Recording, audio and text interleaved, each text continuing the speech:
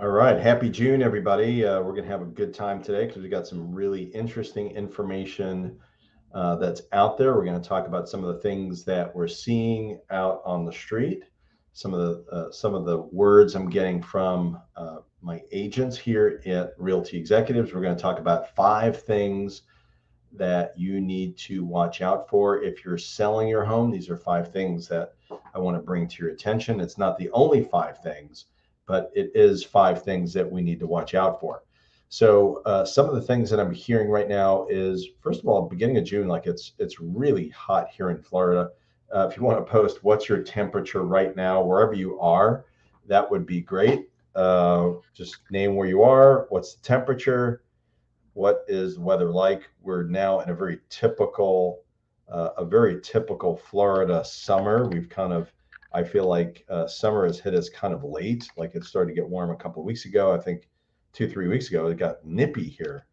And we're actually now, it's like 95, it's hot. It looks like it's going to rain. It's the afternoon. So it's kind of very typical. That's what happens. It's the rainy season here in Florida. The Village's 7-day numbers, let me give you that.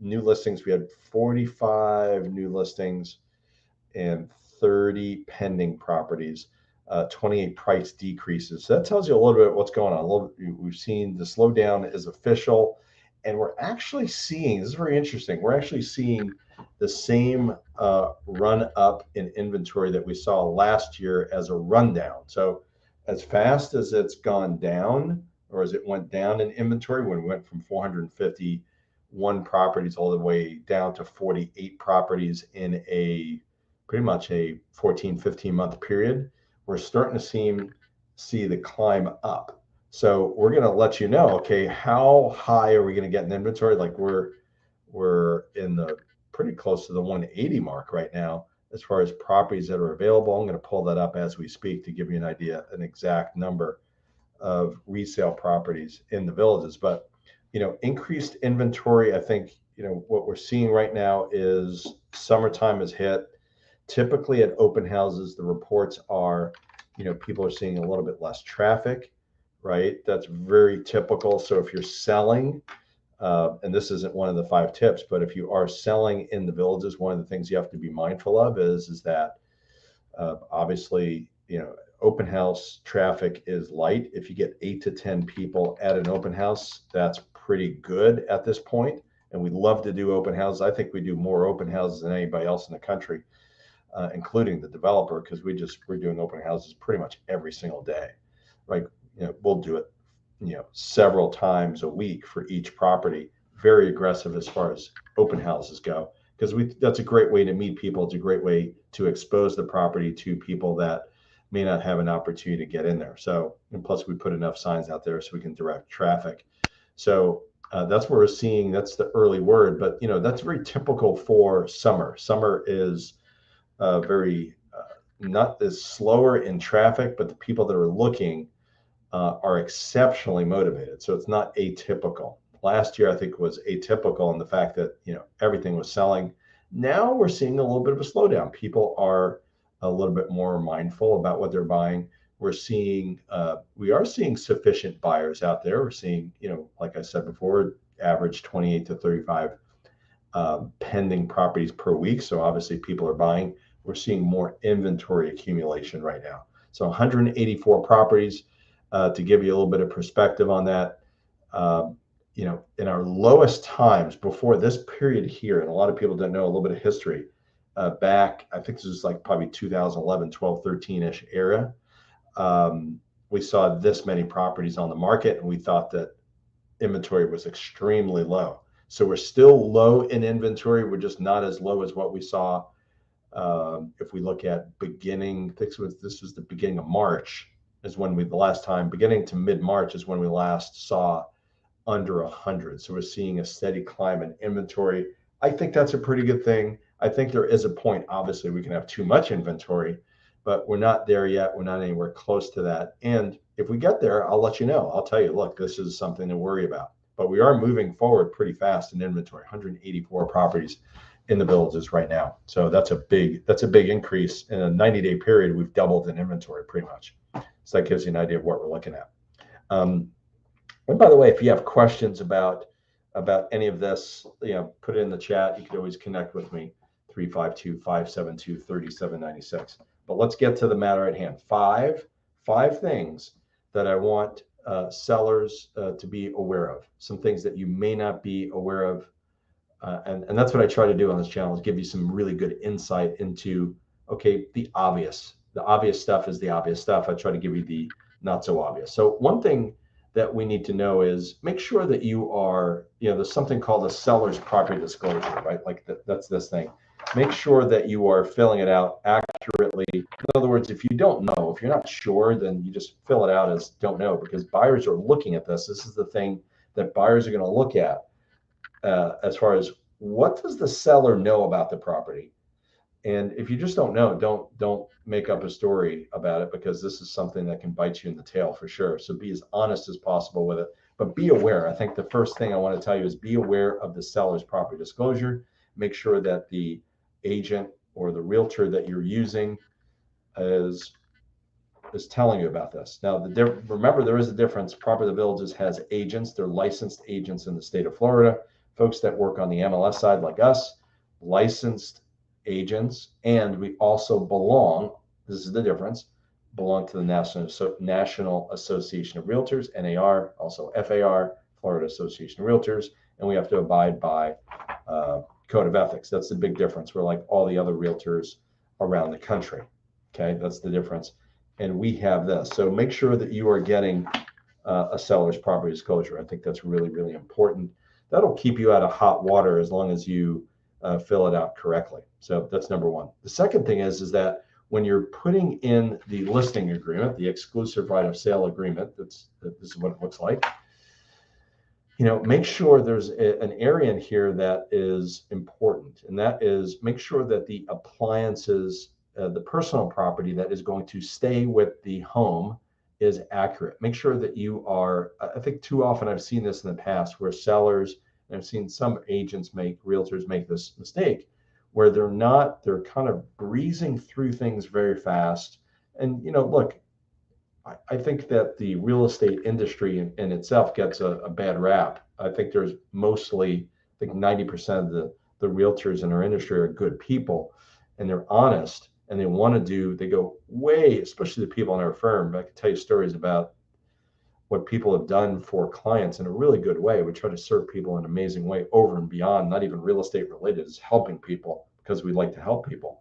But sometimes they go too fast, and we want to make sure that this is accurate. So make sure that you're looking through this, number one, making sure you're looking through this, the personal property, that whatever stays with the property is listed on this agreement, on this listing contract, but also review your MLS sheet and make sure of accuracies or look for inaccuracies, because the MLS sheet, and I didn't have one here in front of me, but it's the sheet that typically buyers will look at off of MLS, is deemed to be accurate, but is not guaranteed. Meaning that if it's inaccurate, and for instance, let's say it says on MLS that a microwave is included, but it really isn't.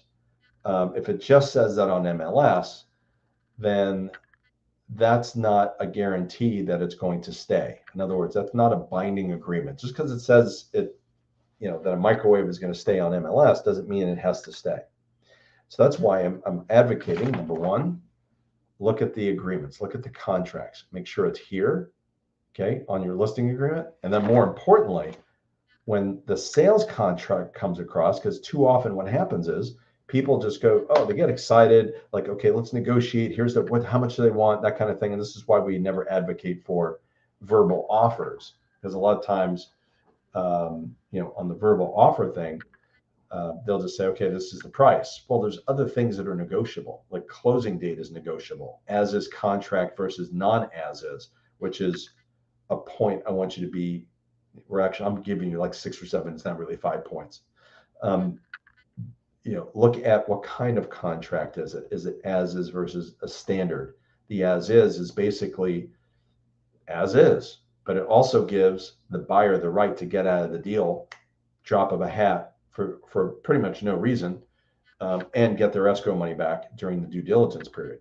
The standard contract, which is a little bit counterintuitive, and I've done videos, you can look for a video that I've done in the past on this, as is versus standard contract. It allows for the seller to make any repairs and replacements necessary, and the buyer is obligated to stay in the deal unless both sides say, they both decide let's part ways. Actually, we're dealing with a situation like that, and the other agent who's not with our company, I think they're out of the market, doesn't understand the standard contract and is saying, no, they can walk away, and it's not that simple. So standard as is, understand the differences. That's something I'd like to bring to light for sellers in the villages. Also, so personal property, get real clear about that. Make sure things are accurate on MLS, as is versus non-as is, standard. And then allow, right now with rising inventory, so the information I've given you with rising inventory, days on market, we haven't seen this yet, but it's about to happen. Homes are staying on longer, which also brings the importance of doing open houses at your listing. It brings it up a notch because we need to give it more exposure. Don't be afraid of that. Like there's always there's seasoning periods, and I think that's what we're seeing. We're more in a 2018, 2019 market. So be aware of, it might take a little bit longer. And this, there's a little bit of a story behind this, where I remember going to a restaurant about a month ago, and it was, it's on a Saturday night, it was busy, and a small kitchen. The owner comes out and says, first of all, I need to let you know that it's going to take longer than usual because it's very busy. It's Saturday night. We've got a small kitchen, yada, yada, yada, all that stuff. And that was very useful for me because it set the expectations, set the pace, set the tone for me to understand that it's going to take longer. It's like, you're getting on an airplane, and the captain says, okay, we're going to see a little bit of turbulence about 30 minutes in. And when the turbulence hits, you're expecting it. So it's not as bad, as opposed to captain doesn't say anything, and she doesn't tell you anything about what's going on, and all of a sudden lots of turbulence, and like you start freaking out. It's like, oh my gosh, we're going to crash. So setting the expectation, I think, is really important. That's what I tell my folks here, my realtors, and I think that's really crucial to understand that things are taking a little bit longer, right? And just know that that's the case. I think there's two other things that I want to bring to the table. One is price. So, price is king when you're selling a home. And I think, we're always moving at your pace. So in other words, if you're not in a hurry, we're not in a hurry. If you're in a hurry, then we'll be in a hurry too. And price should be related to that. So if you're not in a hurry, price is no big deal. You can just put it at a price and hopefully it sells. But if you're in a hurry, if you've got a certain time frame you'd like to sell, then be very mindful that price is probably going to be king in everything. So set it correctly. Listen to your realtor up front. And I see it too often where people say, well, we could always come down. The problem is, if you, in a market where you've got rising inventory and you set the price too high and you're chasing the market and you need several price reductions, you end up on the market longer. And then buyers look at your property a little bit funny because, like, why is your home on the market for 4 months? There must be something wrong. And there's nothing wrong. It's just price was here and we just weren't close enough for a buyer to make an offer. So be real mindful. I'll probably do a session. I'll do a video on this. It's not a popular topic with the public because, it sounds like we're trying to give away people's homes, but really not. We're trying to help you navigate the market and actually get the most amount of money possible.